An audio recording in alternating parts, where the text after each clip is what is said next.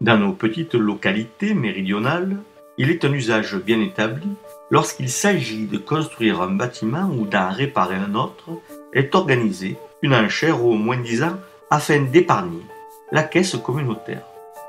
La procédure est en général amorcée par une délibération du conseil politique qui répond à une demande du premier consul qui fait état du grand délabrement d'un bâtiment dont la communauté a la charge. Les églises font partie de cet ensemble et les réparations dont elles firent l'objet sont innombrables. Parfois, il faut agrandir l'église pour l'adapter, comme à Agnan en 1708. Continuons donc notre immersion dans ce village du département de l'Hérault qui a pour caractéristique d'être un village d'une certaine importance puisqu'il dispose d'un corps de conseillers politiques conséquent, qu'une abbaye lui est accolée et une citadelle existe en son sein et qu'à ce titre, ce village est un lieu privilégié pour le logement des troupes. Agnan n'est donc pas un village comme les autres. Revenons à nos réparations. La décision de réparer l'église étant prise, le sergent de ville la proclame aux endroits accoutumés et une date butoir est fixée pour les propositions de devis. Les maçons se succèdent à la maison commune. Il semble qu'il soit question de prolonger la nef du côté de l'abside.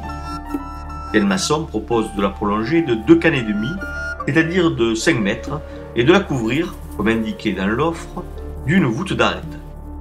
Les maçons se succèdent et le montant des réparations passe petit à petit de 488 livres à 420 livres, soit une baisse d'un peu plus de 10% du prix initial. Ce qui n'est en rien négligeable. Le contrat est donc passé avec Pierre Fabre, un jeune maçon de Gignac, un village voisin. Mais nous apprenons dans la suite de la délibération que la caisse communautaire est vide et qu'elle va devoir emprunter. Dès lors s'enclenche la mécanique implacable qui va empoisonner très souvent les relations des villages avec leurs prestataires. Les retards de paiement prodigieux vont peser sur le moral des maçons qui finissent par bâcler le travail, s'attirant les foudres du maître d'œuvre qui amorce des procès. On ne compte plus les travaux stoppés au moment le moins opportun, on ne compte pas les réfections qui prennent des décennies. Les réparations de telle ou telle partie de l'église peuvent être si longues que d'autres nécessités finissent par apparaître en d'autres points de l'édifice. Souvenez-vous de l'église de Saint-Victor de la Coste, dont les travaux avaient pris près d'un siècle pour aboutir. Mais heureusement, il y eut des réussites, comme ce pont submersible à Colias qui, construit en 1781, existe toujours et continue de remplir son office.